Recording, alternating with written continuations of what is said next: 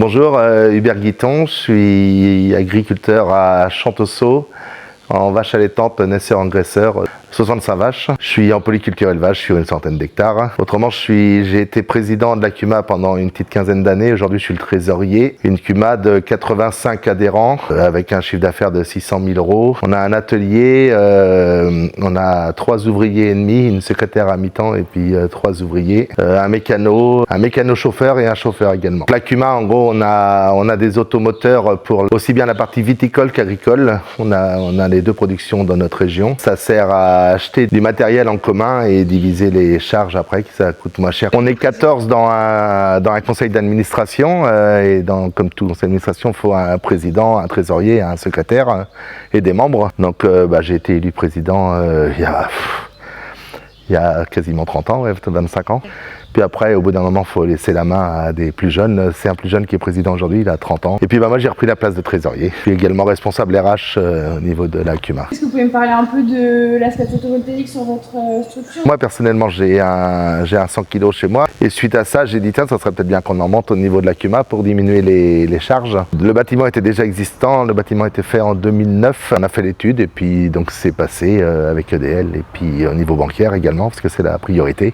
Donc c'était plutôt pour réduire vos charges? Moi, je connaissais un peu les rendements approximatifs, donc j'ai posé le dossier au niveau du conseil d'administration et puis donc il a été validé. Et tout en revente. En revente?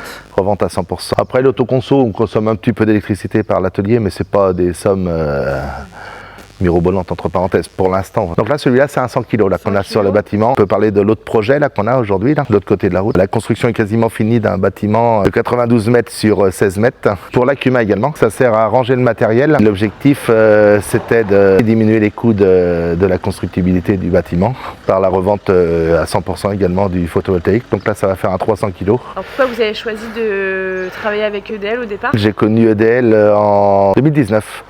2019, j'ai connu ça par Frédéric Robert, un copain d'Angry, et eux, ils avaient un gros projet de plusieurs exploitations là-bas, qui a fait démarrer EDL, je crois. Donc on en a parlé comme ça. J'ai fait un projet individuel et ensuite j'ai proposé ça aux agriculteurs locaux et pour la CUMA également. Donc est-ce que vous recommanderiez EDL? Ça se passe bien humainement, il n'y a pas de souci au niveau suivi d'installation, tout ça c'est très bien. J'ai eu un problème d'onduleur, je m'en étais même pas rendu compte et c'est Fabrice Boultaro qui m'a appelé pour dire que l'onduleur était HS. Il y a une réactivité au niveau en cas de souci, on va dire. C'est la partie atelier qui sert pour réparer le matériel et tout ça. Okay. Après, ça c'est un parti stockage. Avant, on avait plein de petits bâtiments en location chez différents anciens agriculteurs. Et au niveau on a fait ça pour diminuer également le bilan carbone et puis gagner du temps un peu à nos employés également pour pas qu'ils soient à se promener sur la route. Ouais, c'est plus simple de tout centraliser. Exactement. Ouais. Donc là, on stocke plus tout ce qui est automoteur, partie Viti un peu, ou du matériel qui est en réparation. On a fait 40 ans de la CUMA ici, on avait mis 2 Manitou là, à faire une arche.